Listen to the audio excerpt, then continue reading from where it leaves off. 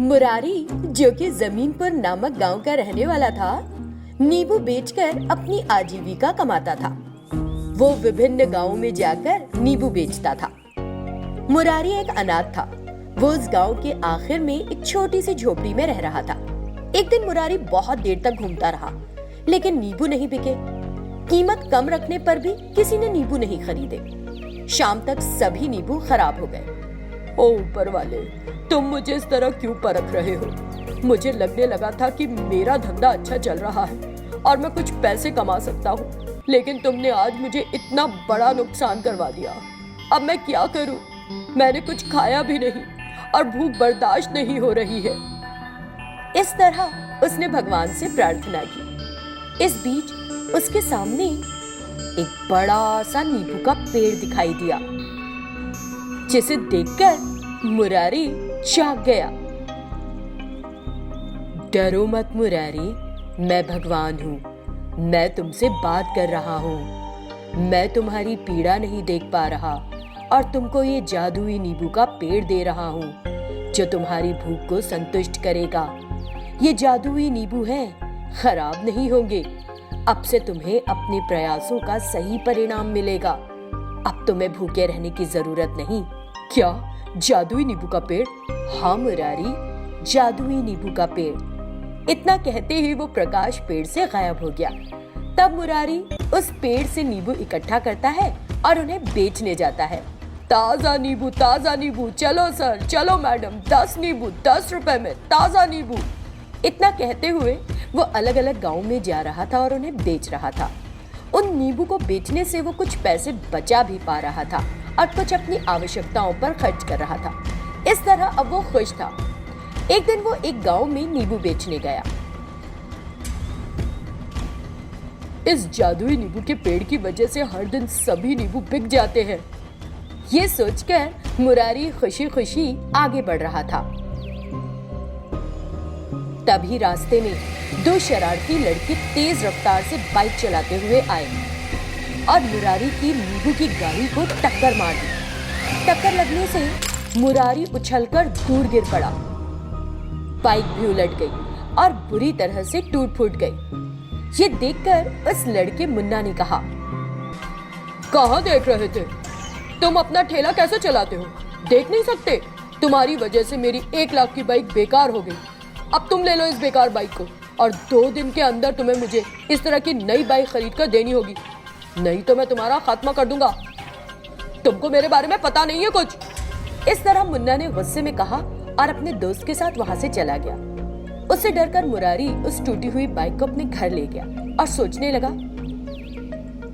ये बाइक तो अच्छी है, मुझे भी पसंद है, पर मैं करूं तो क्या करूं? इस तरह मुरारी चिंतित हो उठा। मुरारी, जब मैं यहाँ हूँ तो तुम इतने चिंतित क्यों हो? तुम चाहो तो मैं इस बाइक की मरम्मत कर दूं और तुम ये बाइक ले लो। अचानक एक जादुई विशालकाय नींबू बाइक वहां दिखाई दी, जिसे देखकर मुरारी फिर चौंक गया। क्योंकि मुन्ना की बाइक की भी मरम्मत हो गई थी, मुरारी उसे बाइक वापस कर देता है। फिर वो खुद गांव के चारों ओर अपनी जादुई नींबू बाइक की सवारी करने लगा, जिसे देखकर मुन्ना ने सोचा, गांव में किसी के पास मुझसे ज्यादा अच्छी बाइक नहीं होनी चाहिए। मैं आज ही इस बाइक को खराब कर दूंगा। ये सोचकर मुन्ना रात में मुरारी के घर पहुंचा। उसने वहां जादुई नींबू वाली बाइक देखी। तुरंत वो उस बाइक के पास गया और उसे खराब करने की कोशिश की। तभी वो बाइक एक जादुई विशालकाय बाइक में बदल गई और मुन्ना पर नींबुओं से हमला किया। ये देखकर मुन्ना वहां से चंपत हो गया। केशवपुर नामक गांव में रहने वाले शीनिया ने खेत का काम खत्म किया और घर आ रहा था। रास्ते में उसे एक सुनहरा कछुआ मिला, जो घायल हालत में था और उसका खून बह रहा था। अरे, ये एक सुनहरा कछुआ है। तेरे की, ये कछुआ घायल हो गया है और आगे नहीं बढ़ पा रहा। लेकिन इस इलाके में तो कोई झील नहीं है, तालाब भी नहीं है। ये कछुआ यहाँ आया कैसे? जब मछुआरा मुझे ले जा रहा था, मैं टोकरी से नीचे गिर गया था। सोने के कछुए को बात करते देख शीनिया आश्चर्यचकित रह गया और घबरा भी गया। तुम बोल रहे हो? ये कैसे संभव है? बोल कैसे सकता है, वो भी एक कछुआ? मैं बोल सकता हूँ। फिर मैं तुमको अब कहाँ छोड़ूं? जब तक मेरा घाव ठीक नहीं हो जाता मैं तुम्हारे साथ रहूंगा। मुझे अपने साथ ले चलो। अगर मेरी बेटी धरनी ने तुमको देख लिया तो वो तुमको चैन नहीं लेने देगी। वो तुमसे बात ही करती रहेगी। मुझे पसंद आता है वो जो बहुत सारी बातें करता है। तो मेरी दोस्त हमारे घर पर मेरा इंतजार कर रही है, तो जल्दी से लेकर चलो। तब शीनिया उस सुनहरे कछुए को लेकर घर आया। वो सुनहरा कछुआ रास्ते भर उससे बातें करते रहा, लेकिन शीनिया सिर्फ की आवाज कर रहा था। अपने पिता के हाथों में सुनहरा कछुआ देखकर धरनी उत्साह से भर उठी। सुनहरा कछुआ बहुत अच्छा है बाबा। सुनहरा कछुआ बहुत अच्छा है बाबा। कछुए को बात करते देख धरनी चौंक गई। शीनिया ने धरनी को वो सुनहरा कछुआ पकड़ाया और घर के सामने एक छोटे से तालाब की व्यवस्था की। फिर उसने उसे पानी से भर दिया। धरनी ने कछुए को उस पानी में छोड़ दिया। तीनों रोज शाम को खूब बातें करते थे। कुछ दिन बीत गए। एक दिन अचानक भारी बारिश और तेज हवाएं चलने लगी,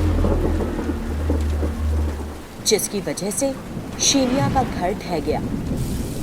शीनिया और धरनी बारिश में भीग रहे थे। बादल लगातार गरज रहे थे और बिजली चमक रही थी। तालाब से बाहर निकलकर सुनहरे कछुए ने उन्हें देखा और उसे उन पर दया आई। तुरंत उस कछुए ने अपना मुंह खोल दिया। उसके मुंह से एक रोशनी निकली और एक घर में बदल गई, जिसे देखकर शीनिया और धरनी हैरान रह गए।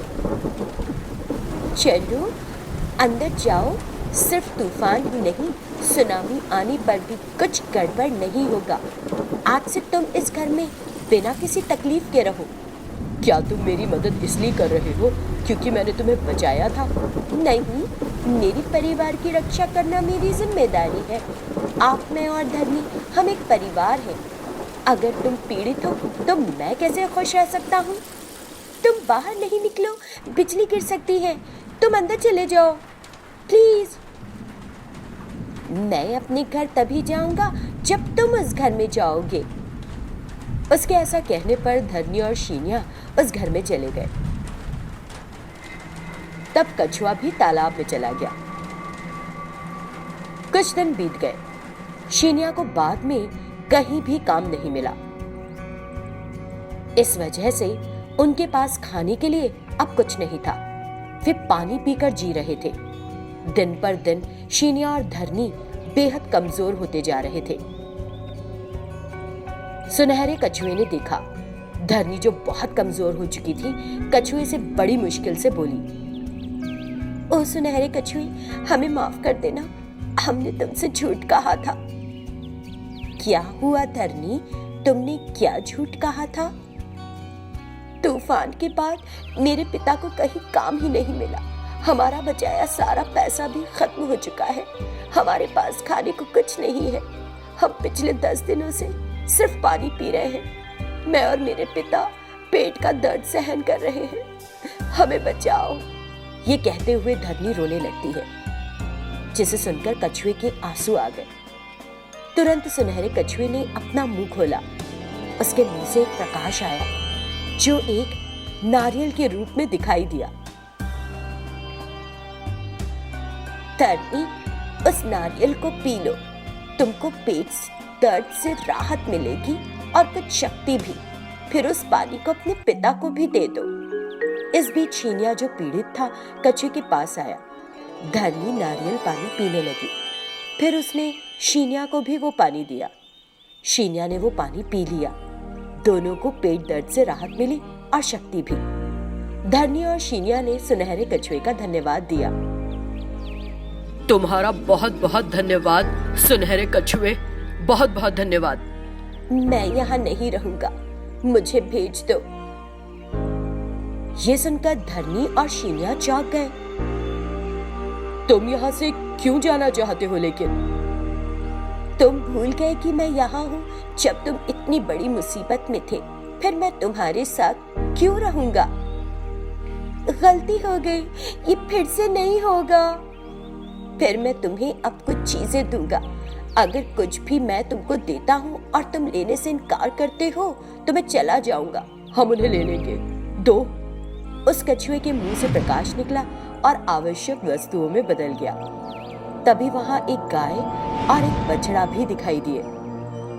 ये गाय तुमको हमेशा दूध देगी।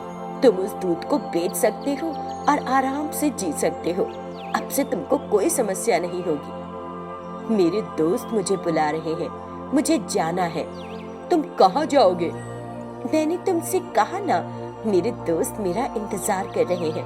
मैं जाऊंगा, उन्हीं के पास जाऊंगा।